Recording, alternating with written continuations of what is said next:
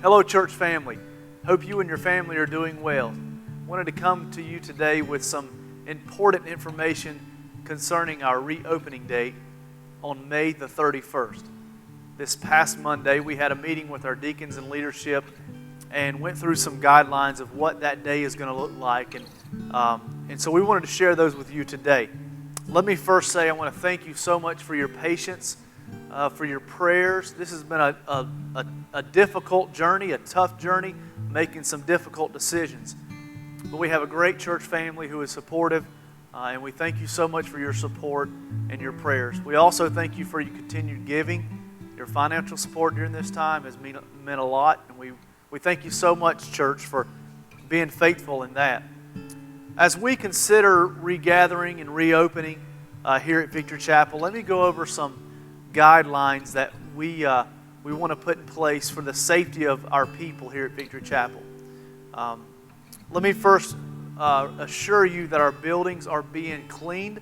Our custodians are doing a deep cleaning, and we'll be ready for that Sunday morning. And we'll have our buildings, our pews, everything in the building will be very, very clean and sanitized for your safety and the safety of others. We want to make this building as safe as possible for those who are coming.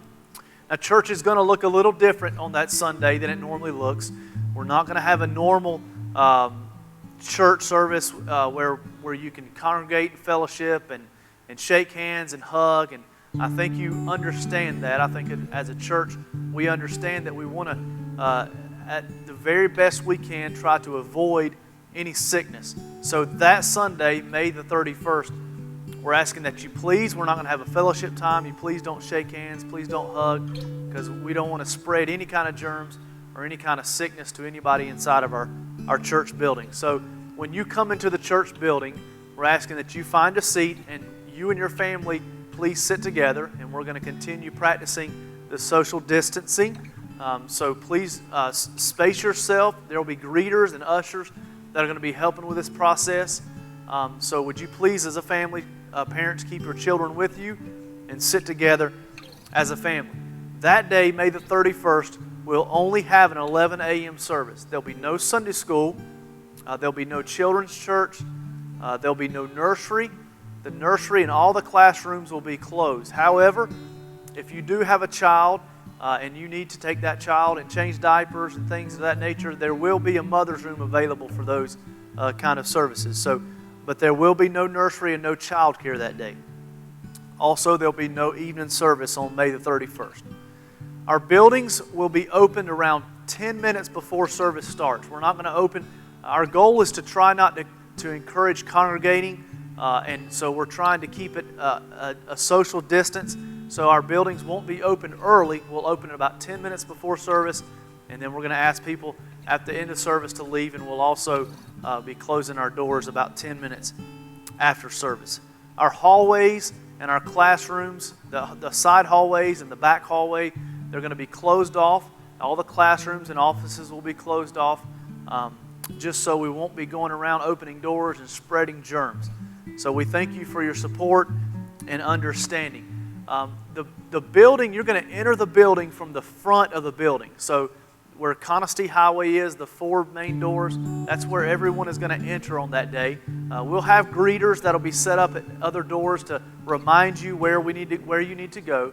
But we're asking everyone, there'll be people to open the doors for you, so there'll be very little contact of anything. And then with the restrooms, will be open. However, we're going to limit the restrooms to 2 people at a time. So there'll be people there that'll be monitoring that as well. And let me just stop and say this. If you are older or you have an underlying physical condition, or you're just a little fearful of coming out in public yet, we want to say we completely understand, and you are no less of a Christian than anyone who comes to this building on May 31st. In fact, we want to encourage you to stay home and stay safe. If you or anybody in your family who has been sick, please stay at home, and we will still have a live stream that day. Our live stream will be on our Facebook page, our YouTube channel, and on our website. So please, don't feel pressured to come. We've already heard from some of our elderly people that they're a little scared to get out in public yet. We totally understand and we respect that. So please stay at home and stay safe. We've had some ask about face mask, and we're not requiring you to wear a face mask. However, if you feel more comfortable wearing a face mask, we are more than welcome to do that. But we're not requiring that to come to service.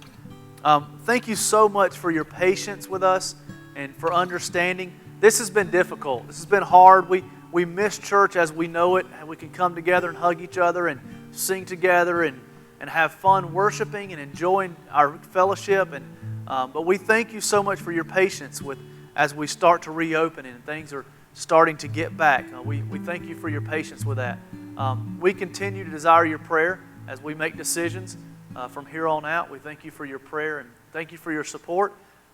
We look forward to seeing you May the 31st at 11 a.m. right here in this auditorium. God bless you and have a good day.